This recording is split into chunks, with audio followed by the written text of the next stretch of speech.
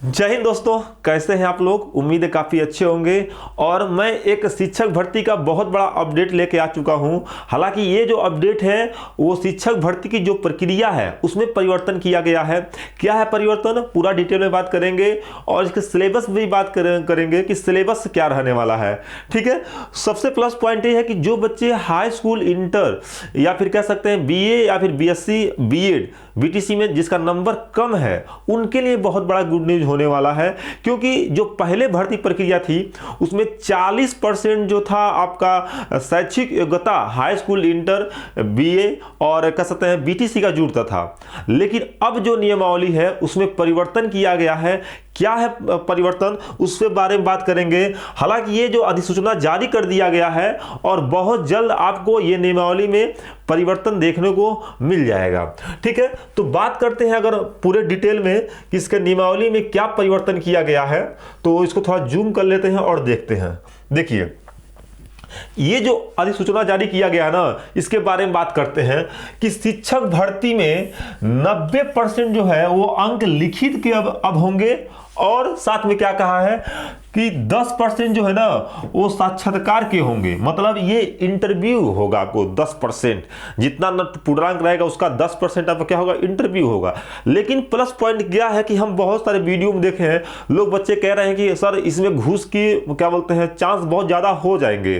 ठीक है, लेकिन यहाँ पे वो भी आयोग जो है वो साफ साफ यहाँ लिखा है। क्या है मैटर, देख सकते हैं कि प्राथमिक स्कूलों में लेकर उच्च शिक्षण संस्थानों तक शिक्षकों व अनुदेशकों की भर्ती लिखित परीक्षा के आधार पर ही होंगे।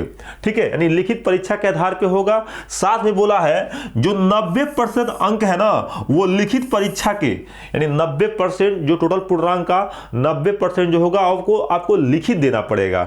ठीक है, और 10% अंक जो है वो साक्षात्कार के जोड़कर मेरिट सूची बनाई जाएगी। मतलब ये इंटरव्यू की बात कर रहे हैं 10%। ठीक है, यानी अब जो है वो आपका जो हाई स्कूल, इंटर और बीए, बीएड ये जुड़ता था जो नंबर 40%, उसको अब पूरी तरह से खत्म करने की बात की गई है। ठीक है, आगे चलते हैं। क्या यहां साफ शब्द दिया है, पारदर्शिता के लिए साक्षात्कार, ठीक है, में न्यूनतम 40% व अधिकतम 90% अंक दिए जा सकेंगे। मतलब जो आपका ये 10% वाली बात है ना वो कम से कम इंटरव्यू में 40% और अधिक से अधिक 90% आपके दिए जाएंगे। आगे क्या कह रहा है, ठीक है, यहां लिखा है कि जहां साक्षात्कार नहीं होंगे वहां लिखित परीक्षा के अंकों के आधार पर, ठीक है, भर्ती होगी।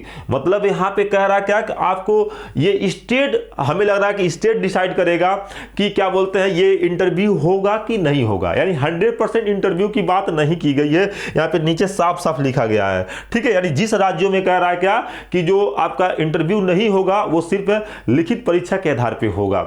यानी मेरिट का तो अब कोई नाम नहीं है। जो हाई स्कूल, इंटर का जो मेरिट लगता था उसका वो नाम निशान मिट चुका है। ठीक है, इसमें प्लस पॉइंट क्या होगा कि जो बच्चे जो हाई स्कूल का जो आपके स्कूल से 30% जुड़ता था उसके पहले जो बच्चे पास किए हैं, ठीक है, उनका कहीं ना कहीं मेरिट कम है, तो उसके लिए एक बहुत बड़ा गुड न्यूज है। ठीक है, और उन हालांकि थोड़ा सा नर्वस होते थे कि मेरा नंबर हाई स्कूल, इंटर में कम है, लेकिन अब वो नर्वस होने की बात नहीं है, सबको समान रख लिया गया है। यानी सिर्फ आप लिखित परीक्षा के आधार पर आपका सिलेक्शन होगा। आगे यहां पर कहा गया क्या कि देख सकते हैं कि प्राथमिक शिक्षकों में अब शैक्षिक योग्यता को नहीं जोड़ा जाएगा। ठीक है, ध्यान दिए, साफ साफ चीज बोला गया है। ठीक है, यानी नंबर जो है वो आपका नहीं जोड़ा जाएगा। ठीक है, तो ये था पूरा व्याख्या। हालांकि आगे वही बात किया गया है। ठीक है, इसके बारे में हम चर्चा नहीं करेंगे। ठीक है, आगे चलते हैं और देखते हैं क्या सिलेबस, कि सिलेबस सुपर टेट का क्या रहता है। ठीक है, सिलेबस बहुत बड़ा अहम रोल होता है, तो सीधे सिलेबस पे आते हैं और सिलेबस देख लेते हैं कि सुपर टेट का सिलेबस क्या रहने वाला है। ठीक है दोस्तों, एक सेकेंड, ये रहा आपका सिलेबस सुपर टेट का। खुल रहा है, 2 सेकेंड लगेगा और ये खुल चुका है, देख सकते हैं। यूपी सुपर टेट सिलेबस क्या रहने वाला है, टोटल प्रोसेस में बात करेंगे। ठीक है, क्योंकि सिलेबस की बात कर रहे हैं तो देख रहे हैं ये पेपर ऑफलाइन की बात किया गया, हालांकि पेपर में भी ऑफलाइन की बात किया गया है। ठीक है, जो पेपर टाइप होंगे वो बहुविकल्पी होते हैं। ठीक है, टाइम जो होता है आपका 150 मिनट का होता है। कितने मिनट का होता है, 150 मिनट का होता है, 2.5 घंटे का। क्वेश्चन जो होते हैं वो आपके 150 क्वेश्चन होते हैं, मार्क 150 मार्क का होता है। निगेटिव मार्किंग इसमें नहीं होता है, ध्यान रहे दोस्तों। थोड़ा और जूम कर लेते हैं दोस्तों। जो निगेटिव मार्किंग होता है वो आपका नहीं होता है, निगेटिव मार्किंग। अब आते हैं एग्जाम पैटर्न का, यानी सिलेबस क्या रहने वाला है। ठीक है दोस्तों, तो सिलेबस की अगर हम बात करें, यहां देख सकते हैं तो टोटल 150 क्वेश्चन में, ठीक है, टोटल जो आपके 150 क्वेश्चन है उसमें अगर बात करें हम तो 10 नंबर आपके हिंदी के आते हैं, 10 नंबर अंग्रेजी के और संस्कृत के 20 नंबर। यानी आप कह सकते हैं कि यार टोटल जो है वो 40 प्रश्न जो होते हैं इन तीनों सिलेबसों से आते हैं, ये ध्यान रहे आपका।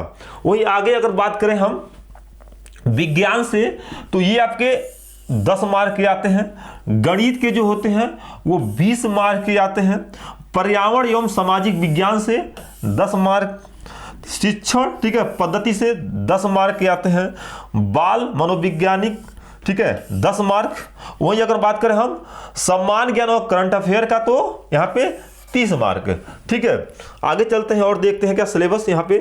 ठीक है, यही तार्किक ज्ञान, ठीक है, जो रीजनिंग होता है उससे भी आपके सिलेबस में है, और ये कितना है, ये 5 मार्क के हैं। ठीक है, सूचना प्रौद्योगिकी से कितना है आपके 5 मार्क हैं, और जीवन कौशल प्रबंधन से कितना है आपके, ये आपके 10 मार्क हैं।